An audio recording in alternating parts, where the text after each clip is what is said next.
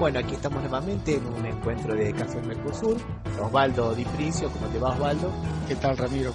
En el programa de hoy vamos a hablar de la realidad de los medios alternativos en Brasil. Contamos con la participación especial de dos periodistas brasileñas, con Erika Seconi, ex periodista del Portal Vermelho, hoy en la Central de los Trabajadores y Trabajadoras de Brasil, la CTB, y de Renata Vicentini Mieli, del Foro Nacional por la Democratización de la Comunicación y secretaria general del Centro de Estudios de los Medios Alternativos, Barón de Itararé.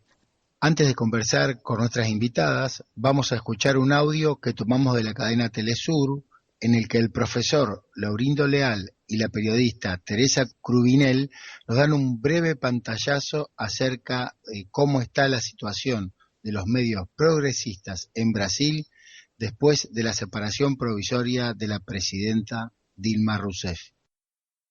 Los rasgos de autoritarismo son cada vez más evidentes al gobierno provisional de Michel Temer.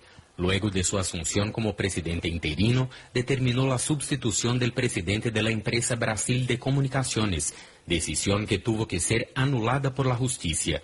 Enseguida, anunció que reducirá el presupuesto de la empresa, lo que debe resultar en el cierre de las actividades de la TV Brasil, televisora pública creada hace menos de una década.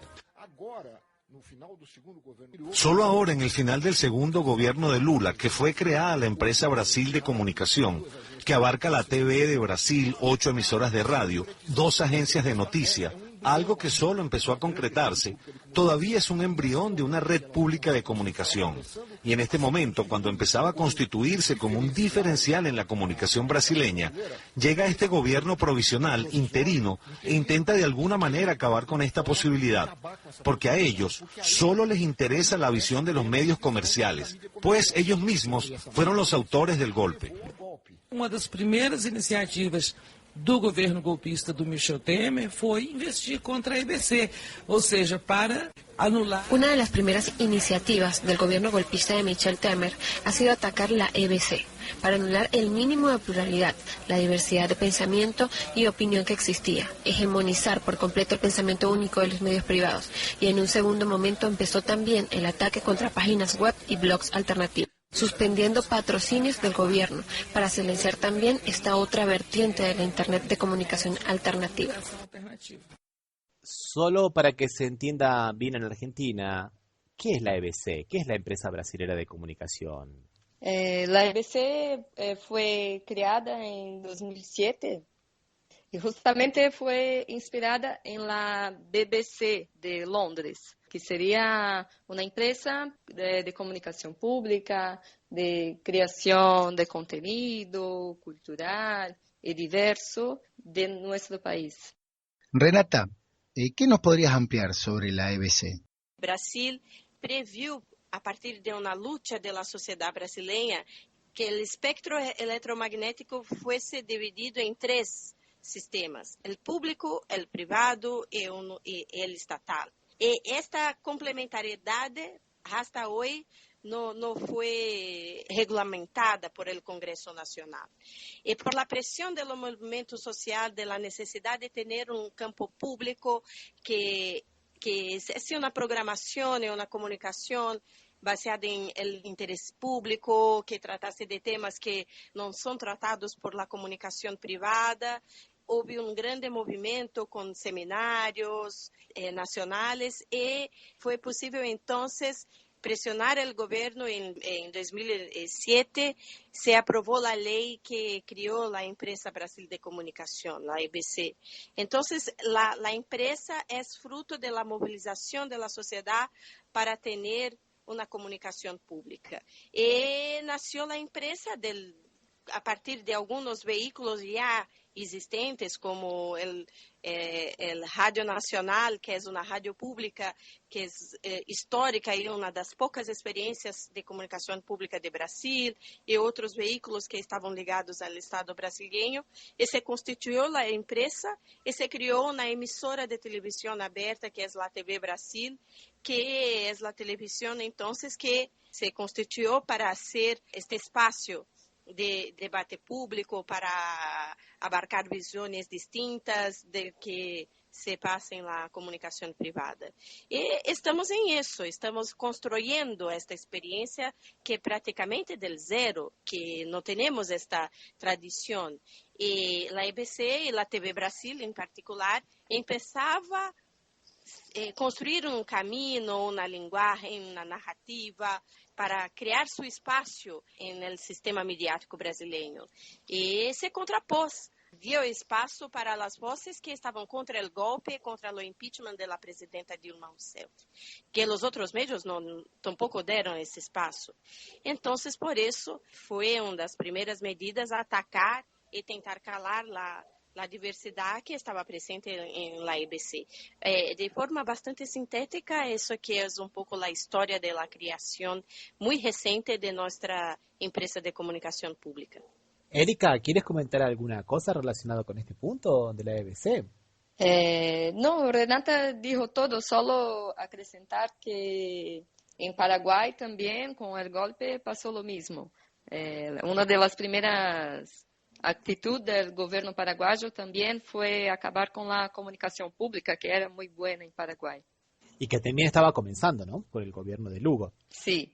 El canal de la TV pública en Argentina no fue cerrado, pero sí muchos periodistas que trabajaban en la TV pública fueron cesanteados, los dejaron de lado. Acá pasó lo mismo, muchos periodistas fueron dispensados, programas fueron cerrados, cambiaron su contenido, y eso se pasó en pocos días, porque el interventor esteve en la presidencia de la EBC por menos de 15 días, ¿no? Pero ya hice un estrago bastante grande en el proceso de construcción de la empresa. Y también, além de dispensar periodistas y cerrar programas, también se constituyó una especie de censura interna en torno de las cuestiones que deberían o no deberían ser abordadas, en torno de la forma. Una cuestión que se quedó simbólica acá en Brasil fue la prohibición de la EBC y sus vehículos se referir al presidente Dilma Rousseff como presidenta.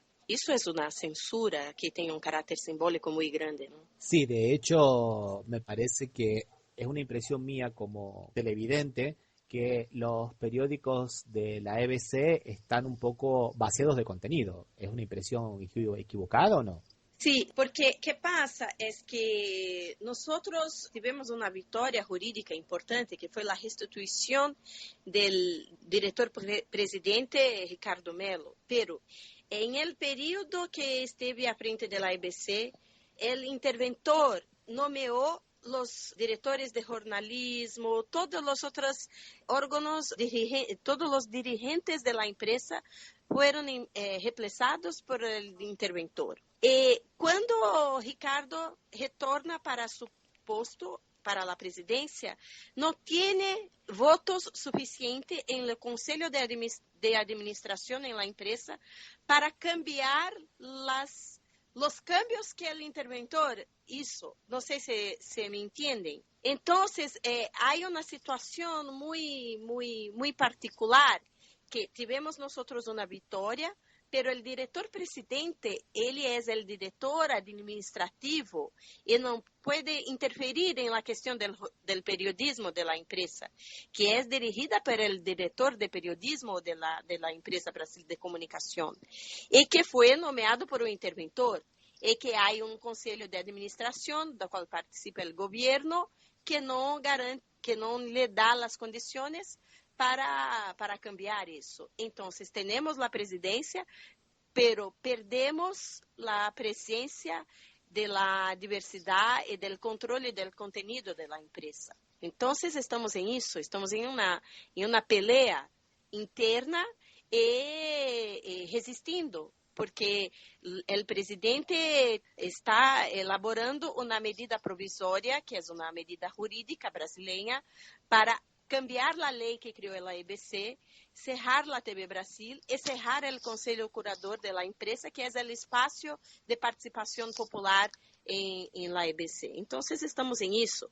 Tuvimos una victoria, pero es una victoria de pijo, como decimos nosotros, ¿no? Ganaron, pero no tienen los beneficios. Sí. Eso. Impusemos una derrota política jurídica al Temer, pero nuestra victoria no significa un cambio. La intervención fue feita en la empresa. Se hay una intervención. O sea que por un lado nosotros tenemos los medios hegemónicos, que sabemos muy bien que colaboraron con el impeachment de Dilma Rousseff, o con el intento de impeachment, porque todavía falta decidirse, ¿no es verdad? Sí. Y por otro lado, lo que eran los medios públicos, también ahora cooptados por este gobierno interino, las voces del contrapunto a esto son los medios progresistas de comunicación, los blogs y los medios alternativos, ¿no es verdad? No hay otro contrapunto. No, hay pocos, pero pocos. no hay otros. Hay los medios alternativos, los pequeños medios de comunicación. Hay personas, periodistas y articulistas que están presentes en los medios hegemónicos y que hacen un contrapunto muy específico y puntual. Pero estamos básicamente en la trinchera de la resistencia de los medios alternativos. No sé qué piensa Erika. Sí, ahí estamos. Es muy parecido a la actualidad de Argentina, parecería. Sí, Osvaldo, más o menos. La única diferencia es que Argentina cuenta con algunos medios privados que más o menos hacen una resistencia un poquito mayor. Pienso, Osvaldo, en Radio del Plata, Radio del Plata, en M750, 750, sí. pienso en el Y algún Página 12, Tiempo Argentino. en C5N. Pero aquí los medios alternativos, como son el único contrapunto, tienen una importancia muy, pero muy grande, ¿no es verdad, Erika, Renata? Sí, y también las redes sociales ganaron una importancia para ser el contrapunto.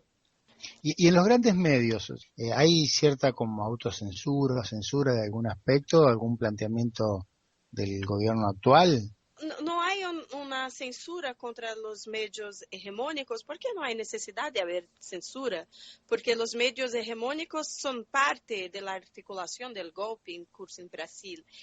Nosotros acá costumamos decir que nosotros estamos viviendo un golpe parlamentar, jurídico y mediático. Entonces, la media, los medios hegemónicos, hacen parte del consorcio de las fuerzas políticas que articularon el golpe.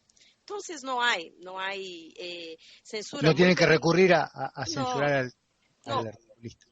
Pelo contrário, o que estão fazendo é recorrer à justiça para hacer censura contra os meios alternativos e contra os blogs. Hoje há muitos processos jurídicos contra blogueiros, contra sites e veículos da mídia alternativa que são movidos por los medios hegemônicos que buscam a justiça para calar los medios alternativos ou por políticos que também usam a justiça com argumentos de que estão sendo atacada sua honra para calar os medios, e estamos vendo que a justiça brasileira está acatando as denúncias e condenando os medios alternativos, incluso com sentenças completamente desproporcionais. Há casos em que a pessoa foi condenada à prisão de 7 meses, como periodista Christian Goes, que escreveu uma crônica sobre o coronelismo político em seu estado, no nordeste brasileiro, e o juiz da cidade percebeu que estava falando dele, pero nunca ha dicho su nombre, era uma crônica ficcional, ¿sí? E foi condenado a 7 meses de prisão. O sea que la justicia también es parte, ¿no?, de esta persecución sobre los Sí, por supuesto, sí. Parte necesaria, parte aparentemente. Há blogueiros que estão sendo condenados a pagar soldos de 200 mil reais, que é muito dinheiro para um blog personal. Então, tentam fazer a censura e calar a mídia alternativa por la intimidação e por la asfixia econômica, porque, mira, uma pessoa, um advogado como o blogueiro del Paraná, Tarso, que tiene que pagar una multa de 200.000 reales. Es mucho dinero para una persona. Sí, sí. Le pasó lo mismo al bloguero Marcelo Auler, ¿no? Al Marcelo Auler también lo condenaron una suma muy grande, ¿no? En el caso de Marcelo Auler hay una cuestión también que la justicia prohibió a Marcelo de hablar futuramente de los temas ligados a la cuestión de de la operación Lava Jato. Entonces, ahí también hay otra cuestión que es la censura previa. Entonces, está prohibido de hablar de Lava Jato, Marcelo, por la justicia. Entonces, no es solamente la censura posterior, es la censura previa. Nosotros volvemos al tiempo de la presencia del censor en el vehículo de comunicación, pero en la media alternativa. Una cosa que me gustaría dejar claro para la gente que nos escucha en Argentina, que aquí en Brasil cuando se habla de blogs, no es lo mismo que cuando se piensa en blogs en Argentina. Aquí los blogs tienen un papel de comunicación muy grande porque grandes periodistas dejaron algunos medios de comunicación y crearon especies de prácticamente portales de noticias, ¿no? Hay blogs que son como portales de noticias, verdaderas fuentes de noticias permanentes, ¿o me equivoco? No, sí, acá en Brasil hay como blogs son como los portales, ¿no? La gente usa esa herramienta como una forma para noticiar, para hacer el contrapunto también. No es una cosa tan... Es personal, pero la persona también usa para dar informaciones. Sí, así es. ¿Qué pasó? Es que el movimiento de los blogueros, como nosotros llamamos acá, se empezó con las herramientas de Internet que eran los blogs, porque es gratuito, es de fácil manejo. Algunos empezaron así.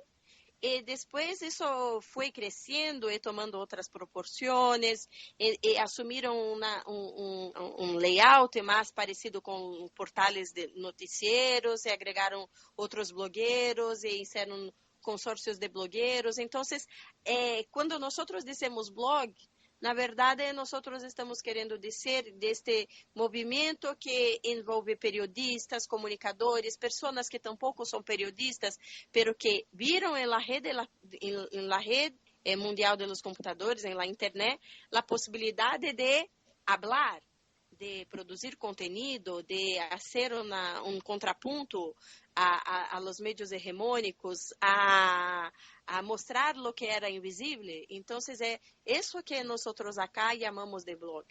Y eso es lo que muchas veces los medios hegemónicos demonizan, calificándolos con algunos epítetos nada favorables, ¿no es verdad? Sí, así es. Los blogs sucios, los blogs ideológicos. Somos suyos, somos ahora porque viró el discurso de odio está muy fuerte en Brasil, entonces la mídia hegemónica conseguiu cunhar um estereótipo, né, de que el PT, que é o Partido de los Trabajadores, que era o partido do presidente Lula, da presidenta Dilma, eram os petralhas, los bandidos, entonces nosotros somos los blogs que son patrocinados por los petralhas, que somos pagos para hacer proselitismo político, não, pero los medios hegemônicos que ao longo de los últimos 12 anos receberam 13 bilhões de reais de recursos públicos do governo do PT, não, eles estão bem, são limpios. ¿Algún parecido con Argentina, Osvaldo? No, estás escuchando atentamente. Acá me daría la impresión, vos me corregirás, Ramiro, que cuando hablan de blog debe ser lo que nosotros conocemos como el destape web, ese tipo de portales de noticias. Sí. Por eso hice la aclaración, porque en Argentina serían considerados portales de noticias. Claro. No, acá muchos periodistas cuando empezaron a perder un poco de pantalla, también empezaron a sacar las noticias a través de los blogs. Y se ve que siempre terminamos en la misma conclusión, somos muy parecidos los dos países cuando hablamos de todos los temas, ¿no? Sí, así es. Aquí son petralias, en Argentina son los cucas, los cucaplaneros, y también son todos pagos por el gobierno porque ninguno tiene capacidad para trabajar. Claro. Y las asociaciones de periodistas, como acá, también hacen oídos sordos, los persiguen y nadie dice nada, ¿no? Periodistas, diríamos, de los grandes medios que hablen de la persecución a otros compañeros de ellos, ¿no? No, acá tenemos un problema que es que hay un ataque también contra la profesión del periodista, ¿no? En los últimos años, los sindicatos, las asociaciones de periodistas se concentraron en defender el periodista y la cuestión de la necesidad de que para hacer periodismo había que tener el diploma universitario de periodista. No sé si esto es necesario en Argentina. Pero acá en Brasil, durante un período, para ser periodista, tenía que tener una graduación universitaria. Ajá. Hubo un movimiento para acabar con eso y las asociaciones de periodistas se cerraron para defender la necesidad del diploma como una lucha corporativista. Y hay una grande parte de los blogueros y de las personas que hacen cotidianamente la media alternativa que no son periodistas todavía. Uh-huh. Entonces hay una contradicción acá, que es la defensa legítima de la profesión de periodismo y, de otro lado, el ejercicio de la libertad de expresión que las personas tienen que tener y que pueden hacer sus blogs. Entonces, las asociaciones de periodistas, en su mayoría, ven los blogueros, los comunicadores sociales, como una amenaza a la profesión. Entonces, es una lucha muy, muy difícil. Una pregunta que les quería realizar. ¿Cómo ven el futuro de los medios de comunicación alternativos ahora si se consolida este golpe? Mira, va a ser muy difícil, pero vamos resistir y continuaremos a hacer nuestro trabajo de una forma o de otra, con más dificultades probablemente, pero no vamos nos calar, ¿entiendes? No hay como nos calar, porque se calan un blog y el mismo día nace otro blog. Se intentan cerrar un vehículo y en lo mismo día vamos a crear un nuevo vehículo. Y eso es irreversible. Entonces, es la lucha que estamos viviendo en Brasil. Sí, será difícil. Y ya estamos viendo en unos sitios como Opera Mundi, que tenían auspicio así, de órganos estatales, que se cortó. Pero están haciendo una cosa de asignatura solidaria. Entonces, la persona puede colaborar, los lectores del sitio, del blog, pueden colaborar con cuanto pueden para poder mantener el blog funcionando y la estructura que tiene que tener, todo eso. Yo creo que como Renata será difícil, pero estamos en lucha. Hay algunos teóricos que hablan de un nuevo plan contramediático, donde ahora en lugar de hablar de colaboración entre ejércitos que gobernaban, se hablan de colaboración entre medios. Y de medios de comunicación y de agencias de comunicación, ¿no? Sí, yo pienso que no es un exagero decir que estamos a pasar una operación Condor mediática en nuestra América, porque que pasa que en los procesos dictatoriales que nuestro continente vivió en la década de 70, 80, el proceso fue distinto de hoy. Percibieron que nosotros ahora estamos viviendo en la sociedad de la información y no hay como imponer una agenda política sin tener el apoyo y la complicidad de los medios de comunicación hegemónicos. Y eso es central. E por isso que nós em Brasil criticamos tanto o governo do presidente Lula e da presidenta Dilma, que não ousaram fazer a discussão acerca da necessidade de criar novas regras para a atuação de la radiodifusión y una regla más democrática para tener más pluralidad y diversidad en los medios brasileños, que son hoy efectivamente um monopólio privado del discurso único vinculado a los intereses privados e dos grandes conglomerados internacionais. Isso não é uma coisa brasileira, é uma coisa internacional. Então, eu penso que os grandes estrategistas internacionais que estão tentando imponer essa agenda neoliberal, que tienen intereses vinculados con cuestiones como las cuestiones petroleras, la cuestión de las telecomunicaciones, que son las grandes industrias hoy, la industria cultural, que es muy, muy, muy poderosa, sin tener medios de comunicación de masa que criem um ambiente favorável a estas ideias conservadoras e reacionárias, não é possível. Por isso, os médios e os golpes tiene essa característica de ser golpes midiáticos e por isso que os processos políticos que estão baseados em estes princípios e que se apoiam em la mídia hegemônica hacen como sua primeira manifestação, suas primeiras medidas, ataques à liberdade de expressão. Isso que está passando em Brasil, eu penso que também em Argentina, e está em curso em Venezuela, em Equador, em Bolívia, com situações em Uruguai, com gradações, pero em outras partes do mundo também. Então, a sociedade tem que entender que a questão de los medios é central para o debate de la democracia e de los direitos. Senão, estamos em uma situação muito difícil para enfrentar esta situação. Eu também, sí, estou totalmente de acordo com Renata, porque, como falávamos antes, em Paraguai, em Brasil, em Argentina, foi o mesmo. A primeira coisa que se hizo o governo foi atacar o meio público.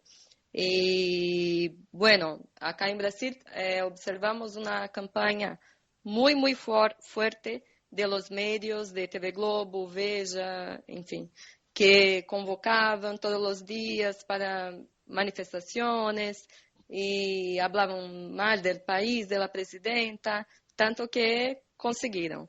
Entonces, Renata tiene razón, necesitamos luchar por la democratización de la comunicación y eso en toda Latinoamérica. ¿Creen que habrá la posibilidad de hacer algún otro medio alternativo, masivo, a través de, por ejemplo, de las vaquitas, ¿no? de los fondos estos solidarios, para poder hacer un medio privado, alternativo, que no dependa del Estado, o realmente es muy difícil? Bueno, a mí me parece que es papel del Estado prover recursos e inversiones para promover la diversidad y la pluralidad de los medios de comunicación. Pero eso no es tan simple, ¿no? Y ainda más en una situación de un golpe de Estado. Ya estamos nosotros acá en Brasil utilizando los mecanismos de crowdfunding y de solidariedad, buscando assinaturas, como dice, firmas, ¿no? Como dice Érica. Pero eu penso que é muito temprano para dizer que caminho nós vamos tomar para que isto seja sustentável em el tempo, porque os crowdfunders, as campanhas, são questões muito pontuais e se estabeleceu a cultura de que os conteúdos que circulam por la internet não necessitam de ser pagos, que são gratuitos. Isso não é tão simples, porque para ser contenido é necessário dinheiro. Então, não tenho assim uma resposta, uma solução, mas temos que experimentar várias formas de nos manter e seguir lutando. Pero não tenho dúvida que também vamos lutar para que se aprovem leis, para que se criem fundos públicos, porque é papel do Estado a promoção da diversidade. E esta é uma discussão que nós não podemos deixar de fazer, porque esta é uma discussão política e não podemos apenas pensar em como vamos sobreviver a esta avalanche, pero também temos que fazer o debate político para que se conscientize a sociedade de que temos monopólio e que o Estado é responsável por acabar com o monopólio e promover a diversidade. Bueno, estamos en la lucha, ¿no, gente? Sí. Siempre. Bueno, les agradecemos muchísimo la colaboración a las dos. Muchísimas gracias, Renata y Erika. Y vamos dejando por aquí, Osvaldo, después de este programa tan fructífero. Sí, creo que ha sido un aporte importantísimo para la Argentina conocer la realidad de los medios en Brasil. Así que les quisiera agradecer tanto a Renata como a Erika cómo nos han ilustrado sobre ese tema. Y vamos a aprovechar para invitar a las personas que nos escuchan a visitarnos en la página web www.cafemercosur.com y a seguirnos en las redes sociales como Café Mercosur, tanto en Facebook como en Twitter. Bueno, hasta la próxima, Osvaldo, un abrazo. Hasta la próxima, Ramiro, un abrazo.